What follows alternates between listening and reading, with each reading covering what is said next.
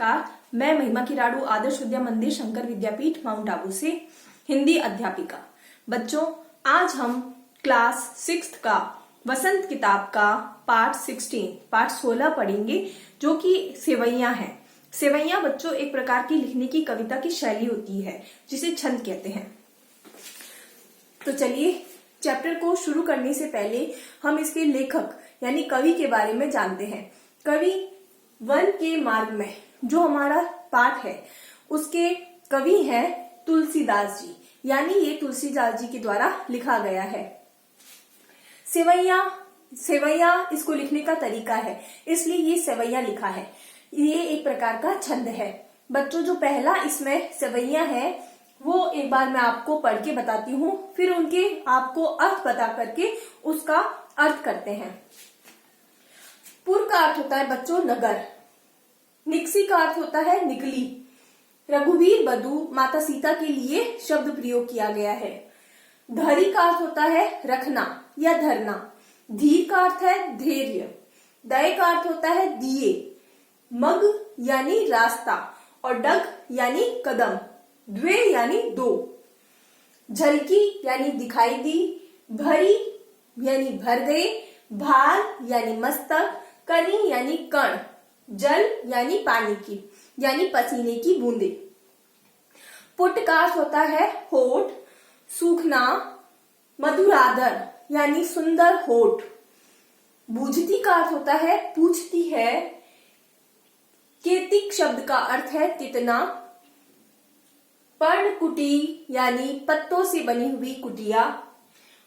कि करी हो बनाओगे, कितुहे यानी कहां पर, तीय यानी स्त्री, की लखी यानी देखकर, आतुरता यानी उत्साह को, जल्दबाजी को, पिय यानी पति, की अखियां पति की आंखें, अति चारु यानी अत्यधिक सुंदर, चली जल च्वे, चली यानी चलने लगी आंखों से जल की, च्वे यानी बहना यानी आंखों से आंसू बहने लगे।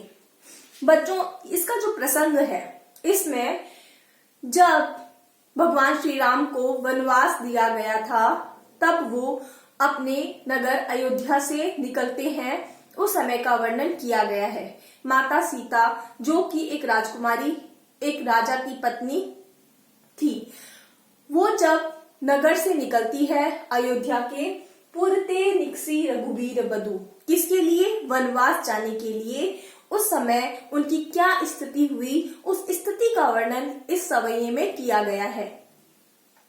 नगर से, पुरते निक्सी रघुवीर बधू, पुर से यानी नगर से जैसे ही निक्सी निकली, रघुवीर बधू माता सीता, रघुवीर की पत्नी जब नगर से निकली, धरी धीर बड़े धैर्य से उन्होंने, दे मग में अपने पैरों को, डग में द्वे यानी अपने पैरों को रास्ते में रखा ही था, 2 कदम चली ही थी, झलकी भरी भाल कनी जलकी, झलकी भरी यानी झलक गई, भाल कनी जल की, भाल पर मस्तक पर जल की बूंदे, जल के कण उनके मस्तक पर दिखाई देने लगे, अर्थात उनके मस्तक पर पसीनों की बूंदे दिखाई दी।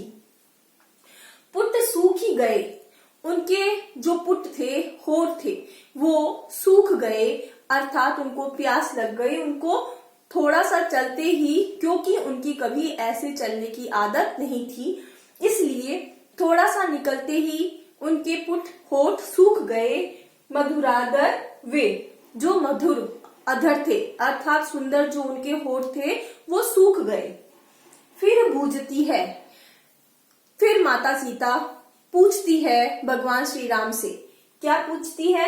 चलनो अब केतिक, चलना है कितना, अब केतिक, अब कितना चलना है, पर्णकुटी पत्तों की जो कुटिया है, करी हो कितवे आप कहां पर बनाएंगे, क्योंकि राजसी ठाट बाट को छोड़कर जब भगवान वनवास चले गए हैं, तो अब जो उनका आवास होगा वो पत्तों से बना हुआ कुटिया का होगा। तीय की लखी आतुरता, लखी यानी देखकर, अपनी पत्नी की आतुरता देख कर के इतनी जल्दी के पर्णकुटी का इंतजार कर रही है माता सीता। पिय की अखियां भगवान श्री रामचंद्र जी की आंखों में जो कैसी थी, अति चारू जो अत्यधिक सुंदर आंखें थी भगवान की, चली जलचुए, उनमें जल बहना शुरू हो गया, अर्थात भगवान की आंखों से आंसू निकल गए। इस प्रकार इसमें बहुत ही भावपूर्ण वर्णन किया गया है। आपको समझ में आ गया होगा। नेक्स्ट जो दूसरा इसका सवैया है उसका हम दूसरे वीडियो में आपको पढ़ाएंगे। धन्यवाद।